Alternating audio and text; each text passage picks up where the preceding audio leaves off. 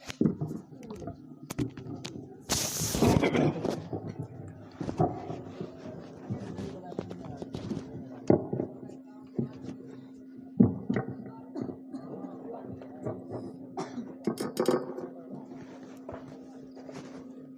لله الذي بيده تصريف الأحوال وتخفيف الأثقال، والصلاة والسلام على سيد المرسلين وعلى آله وأصحابه أجمعين. أما بعد، فأعوذ بالله من الشيطان الرجيم. بسم الله الرحمن الرحيم. وذروا ظاهر الإثم وباطنه. وقال في موضع آخر: لا تظلمون ولا تظلمون. وقال النبي صلى الله عليه وسلم: إذا تزوج العبد فقد استكمل نصف الدين فليتق الله في النصف الباقي. صدق الله العظيم وصدق رسوله النبي الكريم، ونحن على ذلك لمن الشاهدين والشاكرين.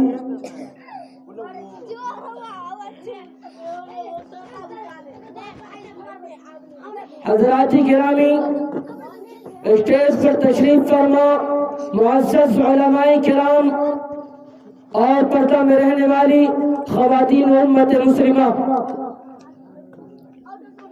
آج کا یہ مختصر سا پروگرام شادی کی تقریب سے منعقد کیا گیا اور آپ نے بہت دیر سے بہت سی باتیں سنی.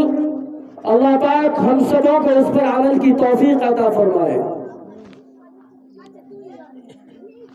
میں نے قرآن کریم کی ایک چھوٹی سی آیت تلاوت کی کہ وَذَرُوا ظَاهِرَ الْإِثْمِ وَبَاطِنَهُ، کہ اے لوگو تم ظاہری گناہ کو بھی چھوڑ دو اور باطنی گناہ کو بھی چھوڑ دو.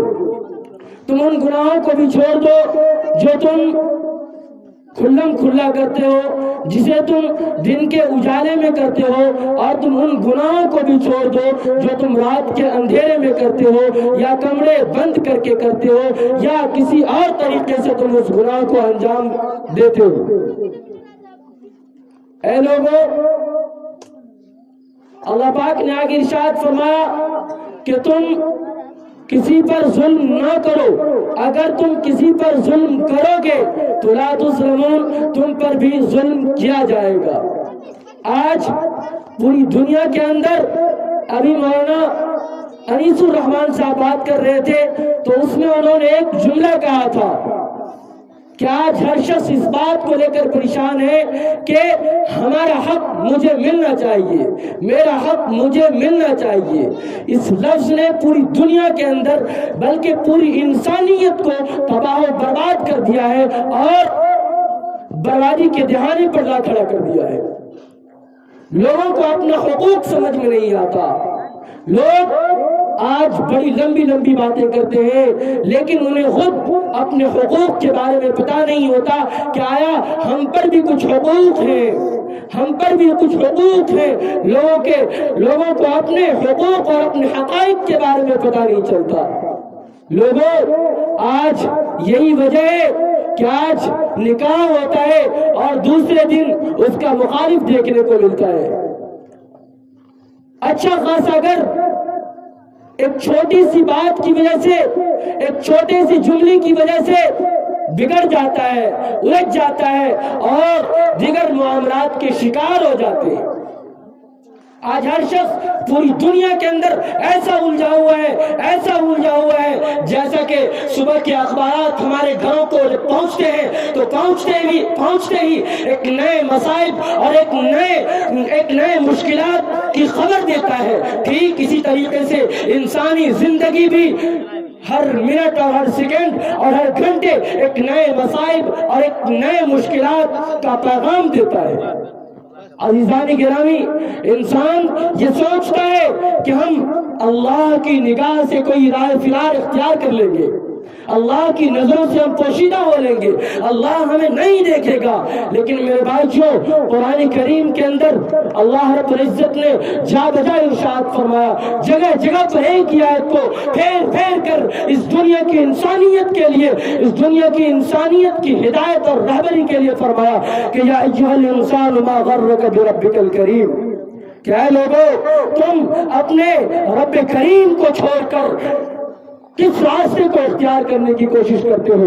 تم اپنے رب کریم کو چھوڑ کر دوسرا کون سا راستہ اختیار کر رہے ہو؟ تم کون سے رائے فرار کو تلاش کرتے ہو؟ تمہیں اللہ کے علاوہ کوئی راستہ نہیں دکھے گا، تمہیں اللہ کے علاوہ کوئی پناہ کی جگہ نہیں ملنے والی ہے، تم اس جگہ کو چھوڑ کر کہاں جا رہے ہو؟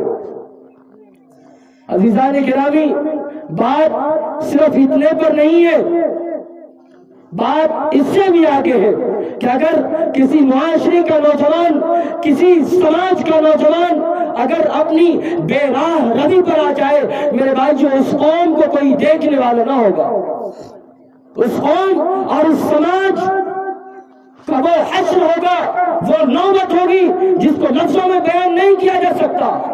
وہ معاشرہ، وہ سماج بربادی کے دہانے پر ہوگی۔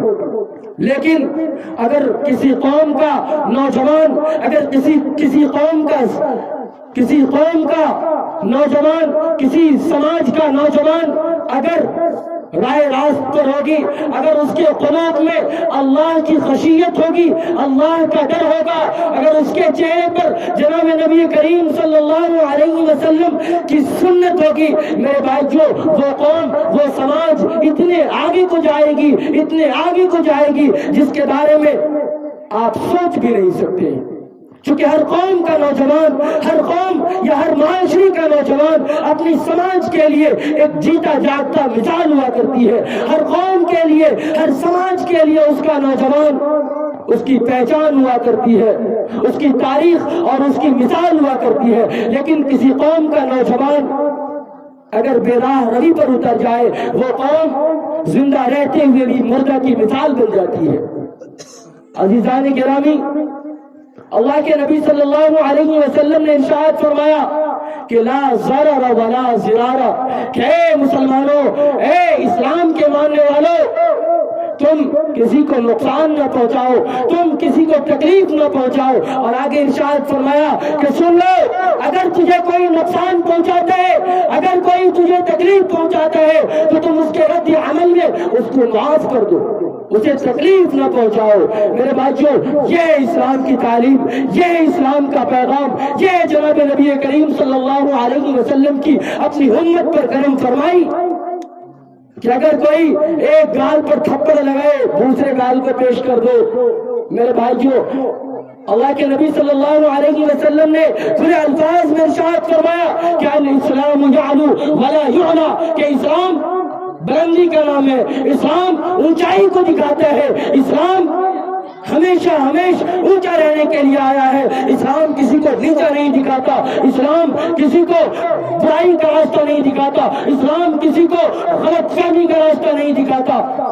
عزیزان گرامی، ہمیں چاہیے کہ پیارے حبیب صلی اللہ علیہ وسلم کی سیرت پر عمل کریں۔ اگر ہم نے اس کے مطابق اپنی زندگی گزاری تو ہماری دنیا بھی کامیاب ہے اور ہماری آخرت بھی کامیاب ہے۔ اگر ہم نے اس کے برخلاف اپنی زندگی گزاری تو میرے بھائیوں، ہمارا سماج یہاں نہیں ہوگا، ہم ترقی کے راہ پر نہیں ہوں گے، ہماری مقدر تنزلی بن جائے گی، ہم تنزلی کے شکار ہو جائیں گے اور ہم کم ہمتی کے شکار ہو جائیں گے۔ آج پوری دنیا کے اندر اس قوم کو، اس سماج کو جس نظروں سے دیکھا جاتا ہے، یہ کسی سے پوشیدہ نہیں ہے۔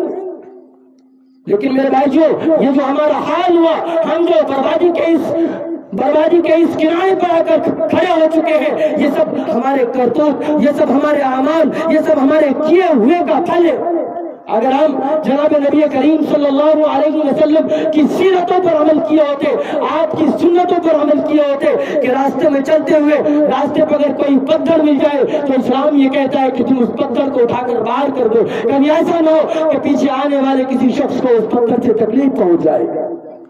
میرے بھائیوں، اسلام تو ہمیں ایک ایک موڑ پر سبق دیتا ہے، ایک ایک قدم پر ہمیں ایک نئی تعلیم دیتا ہے، ایک جینے کا سلوک، ایک جینے کا سلیقہ بتاتا ہے۔ عزیزان گرامی، اتنا ہی پر بس نہیں ہے، جناب نبی کریم صلی اللہ علیہ وسلم نے اپنی امت کے لیے ہر لائن سے محنت کی ہے، ہر طریقے سے محنت کی ہے۔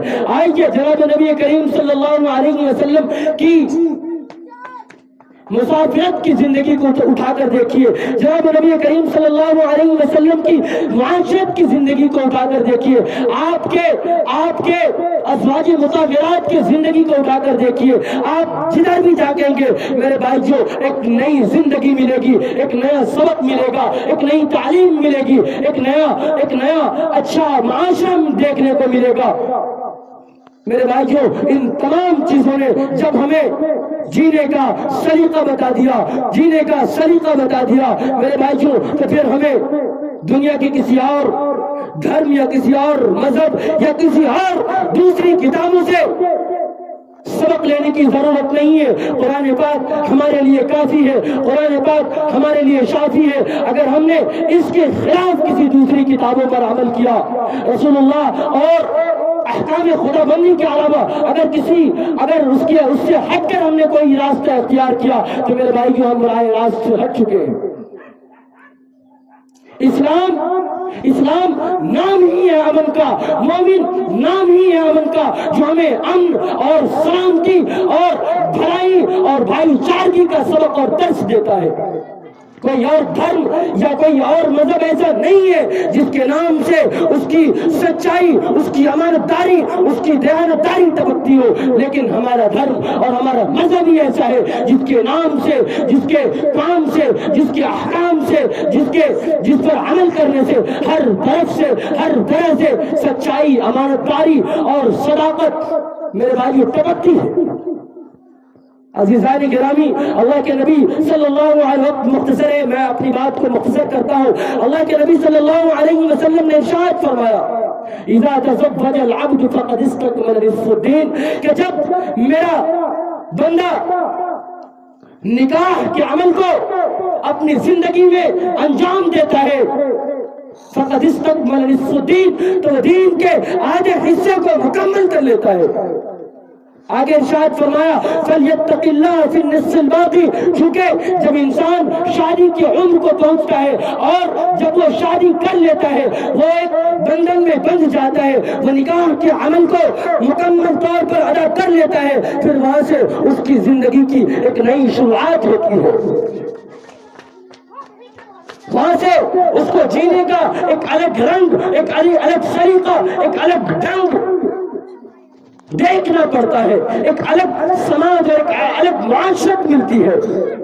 تو جناب نبی کریم صلی اللہ علیہ وسلم نے ارشاد فرمایا، فَلْيَتَّقِ اللَّهَ فِي النِّصِّ الْبَاقِي، اب اس کو چاہیے کہ وہاں سے جو اس کی زندگی کی شروعات ہو رہی ہے، وہاں سے جو اس کو نئی زندگی مل رہی ہے، اس زندگی میں اللہ رب العزت سے ڈرتے رہنا چاہیے اور اللہ کے حقوق کی ادائیگی کرتے رہنا چاہیے۔ رسول اللہ صلی اللہ علیہ وسلم کی زندگی کے مطابق ازواج مطہرات اور صحابہ کرام کی سیرتوں کے مطابق، رسول اللہ کی سیرت کے مطابق ان کو اپنی زندگی بسر کرنی چاہیے۔ میں اسی چند بات پر اپنی بات ختم کرتا ہوں۔ وآخر دعوانا الحمدللہ رب العالمین۔